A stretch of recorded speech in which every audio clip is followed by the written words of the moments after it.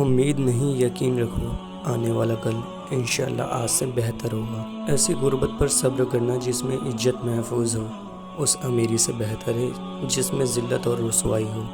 اللہ تمہاری چاہ سے انکار نہیں کرتا، وہ تمہارے صبر سنبھال کر رکھتا ہے۔ وہ صدائیں رد نہیں کرتا، وہ بہترین وقت پہ نواز دیتا ہے۔ نئی نئی بلندیوں کو ضرور چھوئیں، مگر ایسی اونچائیوں سے بچیں جہاں سے دوسرے لوگ چھوٹے نظر آئیں۔ اس سوچ کے ساتھ زندگی میں آگے بڑھو کہ اللہ نے یقیناً بہترین ہی سوچا ہوگا۔ غلطی ہو تو مان لیں اور غلط فہمی ہو تو دور کر لیں، یہی اچھی اور پرسکون زندگی گزارنے کا سلیقہ ہے۔ ذہنی اور قلبی سکون کے لیے ہمیشہ یاد رکھیں کہ اللہ نے آپ سے جو چیزیں چھین لی ہیں اس میں کوئی بھی بھلائی نہیں تھی آپ کے لیے۔ پورا ہونے کی خواہش میں انسان بہت کچھ کھو دیتا ہے، بھول جاتا ہے یہ بات کہ آدھا چاند بھی خوبصورت ہوتا ہے۔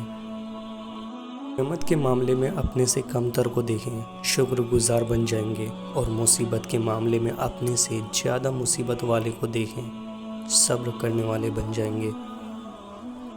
بعض اوقات ہم صحیح ہوتے ہوئے بھی صفائیاں دیتے ہیں کیونکہ ہم اس تعلق کو کھونا نہیں چاہتے۔